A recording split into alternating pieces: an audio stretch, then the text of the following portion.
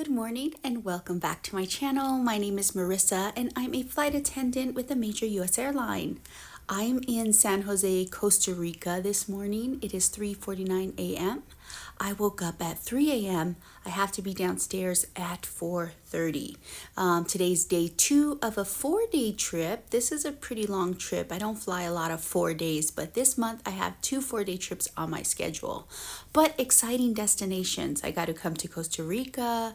Tonight I'll be in Austin, and then the day after I'll be in Colombia. And then later on in the month, I go to Puerto Rico. So, you know what? It's not a bad schedule. I'm just finishing up the last details of getting ready, and I'm enjoying my cup of coffee here before making my way downstairs. So I'm just going to enjoy a few moments of peace before I get that started. I am now ready. I'm going to make my way downstairs. This hotel did offer a free breakfast. That started at 4 a.m., but I would have had to wake up extra early to have breakfast and then be downstairs at 4:30. So I just opted, I have some breakfast bars, like a meal bar. I'm just gonna have one of those today. So yeah, I just valued my sleep more than having breakfast. But my bag is packed. I'm going to just grab my things, head downstairs. It's 4:18, and then the drive to the airport yesterday, it probably took us from the airport to the hotel about an hour because there was so much traffic. Now it is a little bit far away, but it shouldn't take an hour. I'm thinking maybe 40 minutes, but the drive is pretty during the day. You see lots of Costa Rican hills, valleys, lots of trees, lots of vegetation, lots of colorful plants. So it is quite beautiful, and I enjoyed it. It was very nice. It was relaxing, but it's time to get downstairs. Until next time, San Jose, you've been good.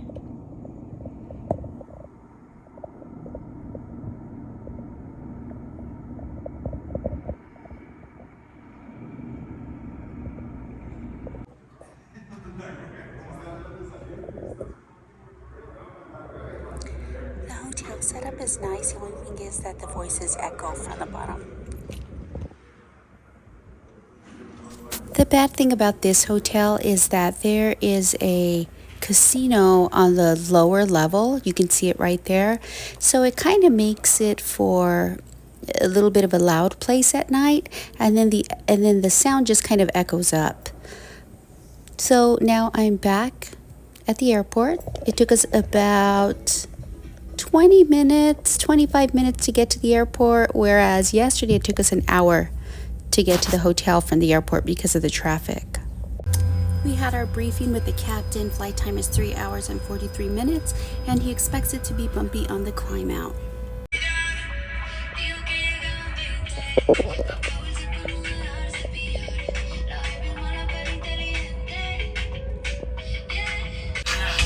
Need a video of that. That's the captain playing his music. He's having fun. We have 7 minutes before passengers board. My favorite airplane beverage right now at the moment is a hot tea with 1 cream. And look at these clouds. It just reminds me of marshmallow fluff. So I called these clouds marshmallow clouds. I flew back to the USA from Costa Rica. Been through customs and immigration. Now I'm in Dallas, and next I'm heading over to Austin.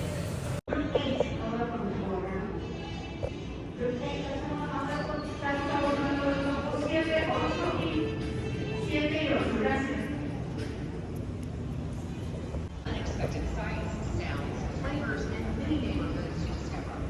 There's world-class art.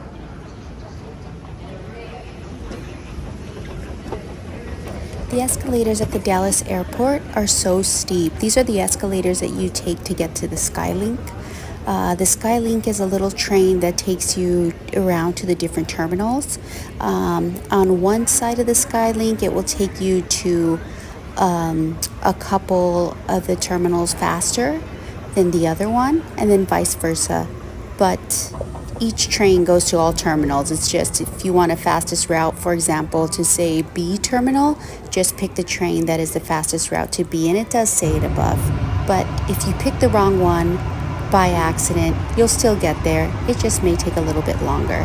And this is a little bit of a wild ride, so make sure that you hold on, because I feel like this train, when it makes its turns, it's going kind of fast. So if you're not bracing yourself and you're not prepared for it, I've seen people kind of topple over.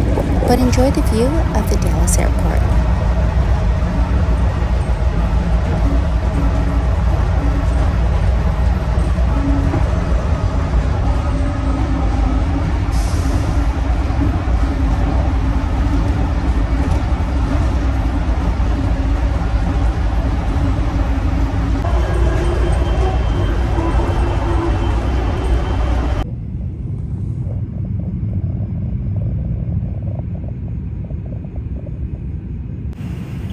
"18 minutes until boarding." It is 3:21 p.m. I'm now in my Austin hotel room, so let's do a room tour. So we have a closet right here with a full-length mirror, some extra bedding, standard bathroom,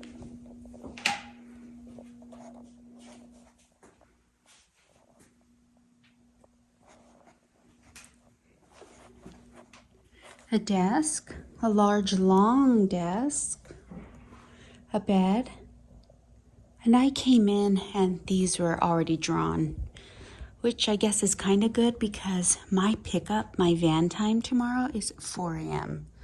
Our flight leaves at 5:30 from Austin, so I have to be at the airport by 4:30. So pickup is at 4 a.m. A sofa. I should have probably turned on lights, but I'm feeling a little tired. It was an early morning. And we'll see if we have a view. The weather is actually quite nice out there. I think it's in the low 70s. But that's Austin. So I am now in Austin. It is 6:55 p.m. I did have a nap, and these early mornings are killing me. Yeah, this morning our pickup time was 4:30 a.m. and guess what time my pickup time is tomorrow? 4 a.m. So I'll probably wake up about 2:30 in the morning. So I am going to shower and straighten my hair tonight. That way it's like I can get ready quicker in the morning. 2:30 in the morning, that's still like nighttime. And I did use a new little notebook since I lost my other one, and I was able to take notes. So today is day 2 of a 4-day trip. Now, I don't really fly 4-day trips that often because they're a little bit long. 3-day trips is usually what I fly. Sometimes 2-day trips, but 3 is like my normal. That way I rack up hours like pretty quickly and it doesn't feel as long as a 4-day trip. But I have 2 4-day trips this month. So from today I flew from San Jose, Costa Rica, then to Dallas, and then to Austin. So this morning at the hotel in San Jose, there was 1 crew van and 2 crews. So there were 2 crews. So one crew had 6 people, and then our crew had 6 people, and there was 1 van. The van was for the other flight number. I don't know what happened to our crew van, but what the hotel ended up doing was squeezing as many of us as they could in the crew van, and then there was a taxi there waiting, and they put the other 3 people in there. So we made it to the airport in time. Flight time from San Jose to Dallas was 3 hours and 43 minutes. So that flight was a little bit longer than from Miami to San Jose. And since it was an international flight, it took us, we had to board 45 minutes prior to departure. So because it's international, they tack on extra time. So just like everyone else, There's no known crew member in the other countries, so I have to show them my passport and pass through security just like everyone else. The captain did, oh, I did video of some of that. You saw the captain playing his own music, just trying to get everyone awake and just in a good mood. And then his briefing to us, he's anticipated that it was going to be bumpy on the climb out, and that flight time would be 3 hours and 43 minutes. And it was very bumpy on the climb out, like really bumpy. I stayed buckled in until he called us to tell us it was okay to get up. Because of the length of the flight, we did have food for sale. So we had these like cheese plates. On the plate, it's like 3 or 4 different kinds of cheeses, some crackers, some fresh grapes, and a chocolate. So we did have that for sale, and not very many people wanted those. I think I only sold 2. So I sold 2 of those cheese plates. Yeah, my wings. So I lost a backing on my wings here on my cardigan. So I learned a little hack from another flight attendant. This right here is just a cap, a bottle cap from the water bottle. So you can use the water bottle cap, or you can use a juice cap if you're in a pinch. So if you ever have to put a backing on a badge or something, that's what you can use. That's what I used. So I wanted to show you that little hack because that happened today. Let's see what else. These are my little notes here.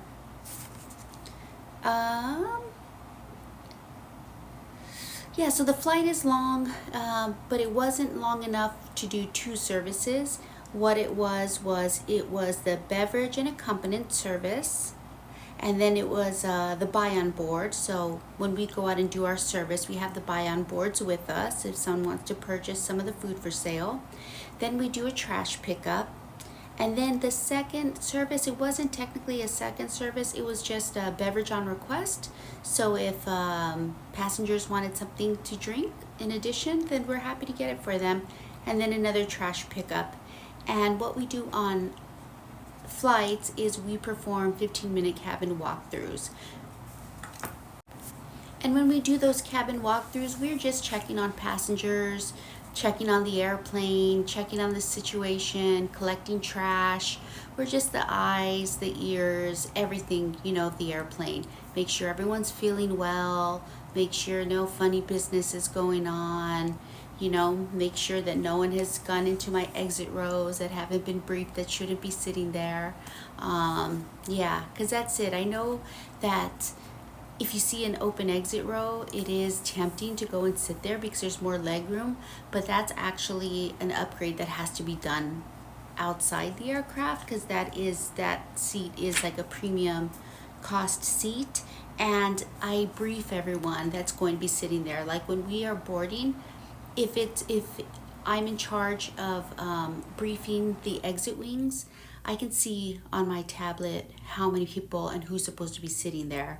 So when it comes time to brief before we take off, I brief the passengers that are supposed to be sitting there. So when I do my cabin walkthroughs, I make sure there's no extra people sitting there because I haven't briefed them. They've not agreed to help in the unlikely event of an emergency. It was very cloudy all the way from San Jose to Dallas. It reminded me of marshmallows. So the clouds to me look like marshmallow clouds. I'll pop in the little video right here that I took, but that's what came to mind, marshmallow clouds. We did have a sick passenger.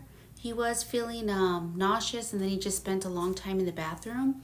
So we just kept checking on him because his mother was concerned. He was a young adult flying with his mother, but it had taken him a while and he still wasn't back at the seat. So the mother just wanted to say, hey, my son went back there. I haven't heard back from him. Is he okay? And I said, yeah, we checked on him. He's okay. And then when he finally did come out, I just let him know because he was sitting in like the last empty row. I let him know his mother was looking for him. So he went and sat with her. Things we are taking note of when we're boarding. So boarding is pretty important. Not only are we there to make sure you find your seats and everything, we're also looking at passengers, we're observing passengers getting on the airplane, we're seeing how many children are sitting where, because in the unlikely event of an emergency, we may have to hand out children life vests. We're also observing people to see who would be willing and able-bodied people if there was an emergency that we could utilize for help. We're also watching behaviors of passengers. We're looking for people that might be agitated, maybe they're first-time flyers, maybe they're a little bit nervous. Sometimes they need a little bit of words of comfort. So boarding is a very important process, not only to help you find your seats and take off on time, but we're doing a whole lot of other things behind the scenes. So I did want to say that without saying too much. Once we landed in Dallas, we went through customs again, customs and immigration, just like everyone else, had to go through security again, and then had to go from the D gates all the way to A38, so I took the SkyTrain there to get there. And then the flight from Dallas to Austin was very short. It was only 189 miles from Dallas, and the flight time was only 36 minutes, so very short flight.